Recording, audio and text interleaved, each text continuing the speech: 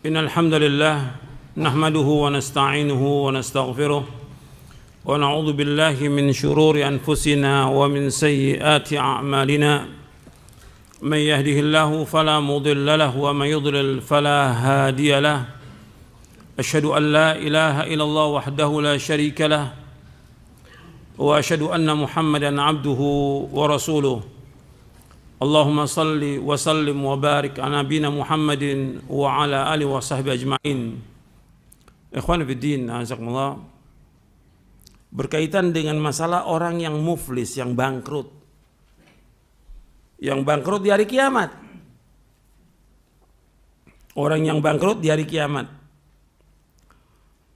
An Abi Hurairah radhiyallahu an anna Rasulullah sallallahu alaihi wasallam qala Atadruna mal muflis? Qalu al muflisu fina man la dirham lahu wala mata'. Faqal innal muflisa min ummati ya'ti yawmal qiyamati bi salatin wa siyamin wa zakatin wa ya'ti qad shatama hadha wa qadhafa hadha wa akala mal hadha wa safaka dama hadha وضرب هذا فيعطى هذا من حسناته وهذا من حسناته فإن فنيت حسناته قبل أن يقضى ما عليه أخذ من خطاياهم فطرحت عليه ثم طرح في النار أخرجه مسلم والترمذي وأحمد والبيهقي والبغوي وغيرهم. Dari Abu Hurairah radhiyallahu anhu bahwasanya Rasulullah SAW bersabda, tahukah kalian siapakah orang yang bangkrut, yang muflis, yang pailit, yang bangkrut? Qalu, mereka berkata, yaitu para sahabat radhiyallahu anhum majma'in, orang yang bangkrut di antara kita adalah orang yang enggak punya dirham, enggak punya mata uang, wala mata, enggak punya juga barang-barang. Nggak punya sama sekali, nggak punya uang, nggak punya barang-barang, nggak punya apa-apa, bangkrut sudah. Artinya dirham itu mata uang perak. Kalau dirham nggak punya, apalagi dinar, mata uang emas, nggak punya sama sekali. Wala mata, nggak punya barang-barang sama sekali, nggak punya harta benda. Yang bilang dia tidak punya harta benda sama sekali udah. Ini pengertian orang yang muflis, yang ada di kalangan umumnya manusia. Sahabat memahami demikian, yaitu orang bangkrut yang nggak punya apa-apa. Nabi menjelaskan secara syar'i siapa orang yang bangkrut itu, yang sebenarnya, yang hakiki, yang hakiki. Beliau mengatakan SAW, Innal muflisa min ummati, sesungguhnya orang yang bangkrut dari umatku, mayati yaumal qiyamah, yaitu orang yang datang pada hari kiamat bisolatin, dengan membawa pahala salat, wasiyamin, dan juga membawa pahala puasa, wa zakatin, dan membawa pahala zakat, wayati, tapi juga dia membawa dosa. Dosa apa? Dosa qad syatama hada, dia pernah mencaci maki orang.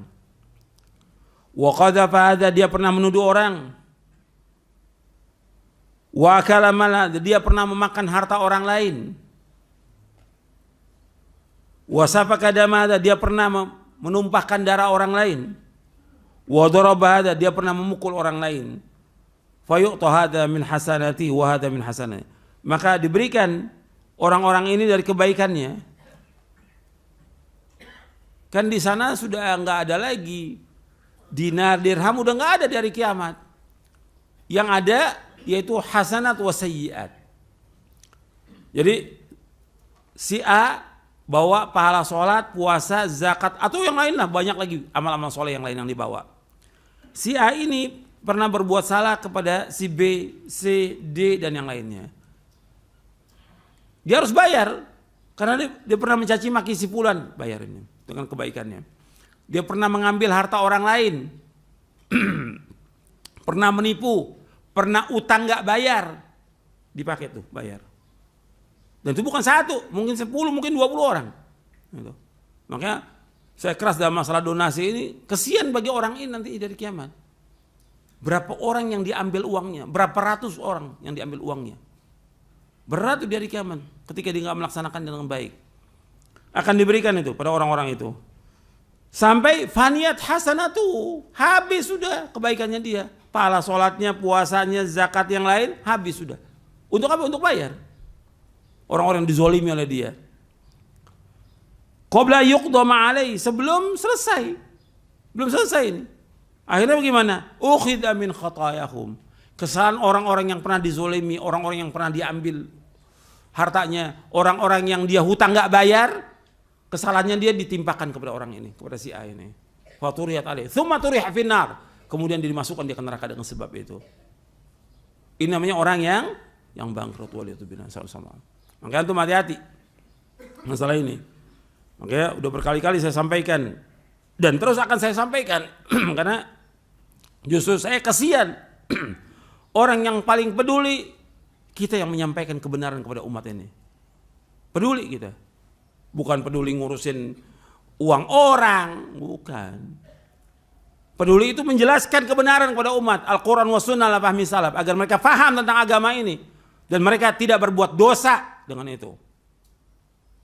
Uang orang haram yang diambil oleh dia dan gak jalankan, dan banyak juga uang yang dipotong, yang dimakan oleh dia. Nabi udah bersabda, kullu jasadin nabata min suhtin fannaru, setiap jasa, setiap daging yang tumbuh dari yang haram, neraka yang dipatut. Antum utang sama orang, antum gak bayar, berat, akan dituntut di hari kiamat. Berapa orang yang antum utang itu? Uang orang juga, sumbangan itu antum gak laksanakan, berapa itu? Berapa ratus orang? Bukan masalah kecil, masalah besar. Nabi juga pernah, itu hadis yang tadi saya bacakan, kullu jasan nabata min suhtin fannaru aula bi, itu hadis yang sahih dari Imam Baihaqi dalam Syu'abul Iman dan juga Abu Nuaim dalam kitab Hilyatul Awliya. Nabi juga pernah bersabda kepada Ka'ab bin Ujrah, ya Ka'ab bin Ujrah, innahu la yadkhul jannata lahmun nabata min suhtin, an-naru aula bihi. Wahai Ka'ab bin Ujrah, sesungguhnya tidak akan masuk surga daging yang tumbuh dari barang yang haram, neraka yang lebih patut bagi orang itu. Hadis ini hasan diriwayatkan oleh Imam Ahmad dalam musnadnya. Dan banyak lagi yang lain. Kemudian ikhwan fillah azakumullah. Ini di sini disebutkan berkaitan dengan orang yang pernah mencaci maki orang, menuduh orang. Termasuk orang-orang yang dia menyakiti hati orang lain, memfitnah. Pernah ada di zaman Nabi SAW, saya bacakan hadisnya, yaitu orang yang dia menyakiti tetangga, yang dengan sebab itu dia masuk neraka. Ini orang yang bangkrut ini. An Abi Hurairah radhiyallahu anhu qala rajulun, ya Rasulullah, inna fulanata yudhkaru min kathrati salatiha wa siyamiha wa sadaqatiha ghaira anna tu'dhi jiranaha bilisaniha qala hiya fin nar. Qala ya Rasulullah, fa inna fulana yudhkaru min qillati siyamiha wa sadaqatiha wa salatiha wa inna tasaddaqa bil athwari min al aqyat wa la tu'dhi jiranaha bilisaniha qala hiya fil jannah. Dari Abu Hurairah radhiyallahu an, ia berkata telah berkata seorang, wahai Rasulullah, si fulan disebutkan tentang dia banyak sholatnya, banyak sholat yang sunnahnya, maksudnya yang wajib bisa 5 waktu, yang sunnahnya duha, kemudian juga qobliyah, ba'diyah, sholat malamnya, puasanya juga banyak dia. Selain Ramadan, puasa sunnahnya banyak. Wa sadaqatiyah, juga banyak sedekah. Hanya saja dia sering mengganggu tetangganya dengan lisannya. Apakah dia mencaci maki, apakah dia memfitnah, apakah dia menuduh, atau dia ghibah. Apa kata Nabi SAW? Hiya finnar, dia tempatnya di neraka perempuan itu. Meskipun rajin sholat malamnya, rajin ngajinya, tetap di neraka kalau ganggu tetangga itu. Kemudian ya Rasulullah, ada si fulan, dia sedikit puasanya. Artinya yang wajib, puasa sunnah juga dia sedikit. Sedekahnya juga sedikit. Sholat sunatnya sedikit. Dia suka bersedekah dengan sepotong keju, sepotong aja keju. Tapi yang penting di sini dia tidak mengganggu tetangganya, tidak menyakiti tetangganya. Kata Nabi, hiya fil jannah, dia ditempatin di sorga. Hadis ini diriwayatkan oleh Imam Ahmad dalam musnadnya dan sanadnya hasan. Diriwayatkan juga oleh Imam Bukhari dalam kitabnya Al-Adabul Mufrad. Diriwayatkan juga oleh Imam Bazzar dan dihasankan oleh Syekh Al-Albani dalam silsilah hadis as-sahihah. Dan masih banyak lagi yang lain. Jadi berkaitan dengan orang yang muflis ini kalau satu persatu aja dosanya mencaci maki orang itu dosa. Menuduh orang yang dia nggak ada dasarnya, dia tuduh orang itu. Atau perempuan yang baik dituduh berzina, itu yang lainnya. Yang ketiga makan harta. Ini makan harta bisa tadi dia kumpulkan donasi, dia makan oleh dia. Dan ini banyak. Makanya saya jelaskan seperti ini, banyak yang makan dari donasi. Bukan satu, ratusan yang buka donasi, yang dia makan donasi, dibawa kabur sama dia uangnya. Bukan satu. Yang roba rekening juga bukan satu, banyak. Ini waki nyata di lapangan. Waki nyata di lapangan. Belum lagi uang-uang yang lain, nggak tahu tuh dari mana dia dikasih sumbangan nih buat ini, buat masjid, buat masjid. Saya bangunkan masjid segini, nggak taunya dipotong operasional 10%. Dari mana operasional 10%? Siapa yang sepakat itu? Yang ngasih. Dipakai buat jalan-jalan, dipakai buat makan-makan. Ini duit orang ini. Kadang juga duit anak yatim, dikasih ini untuk anak yatim. Di satu pondok atau Darul Aitam atau apa ini untuk anak yatim. Dimakan oleh dia. Ada, bukan nggak ada ini. Ini wakil nyata. Makan harta orang akan dituntut di hari kiamat. Berat. Allah sebutkan dalam surah An-Nisa, innal ladzina ya'kuluna amwalal yatama dzulman innama ya'kuluna fi butunihim nara wa sayaslawna sa'ira. Di surah An-Nisa di ayat 10. Sesungguhnya orang-orang yang makan hartanya anak yatim dengan zalim, dia pada akhirnya makan bara api.